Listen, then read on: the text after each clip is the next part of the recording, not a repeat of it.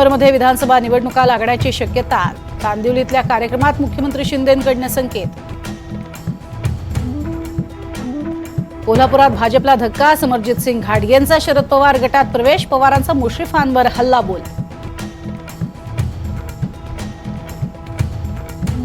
पवारांसोबत वैर नाही, समरजितची खैर नाही। कागलच्या सभेनंतर हसन मुश्रीफांची पहिली प्रतिक्रिया, पवार अल्पसंख्याकांच्या मागे लागल्याचंही केलं वक्तव्य।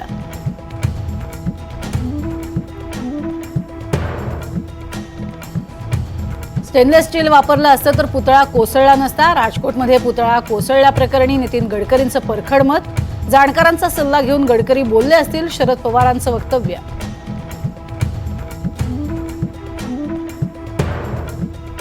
आदित्य ठाकरेंकडून मराठवाड्याच्या नुकसानग्रस्त भागाची पाहणी, तातडीनं शेतकऱ्यांना मदत आणि नुकसानीचे पंचनामे व्हावेत, आदित्य ठाकरेंची मागणी।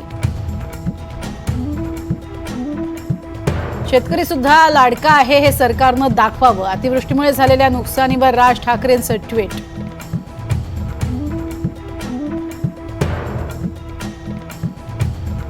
एसटीच्या कर्मचाऱ्यांचा सलग दुसऱ्या दिवशीही संप, कामावर रुजू न झाल्यास कारवाई करण्याचे न्यायालयाचे आदेश, आतापर्यंत निम्म्या फेऱ्या रद्द।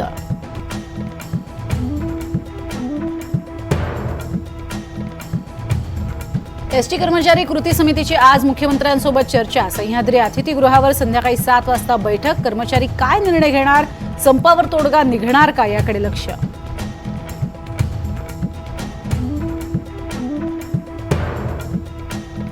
बाप्पाच्या आगमनासाठी मुंबईतील सगळ्या बाजारपेठा गजबजल्या, भाविकांची जोरदार तयारी, गणपतीची आरास, गणेश मूर्ती, फुलं, फळं, नैवेद्यासाठी बाजारपेठा सजल्या।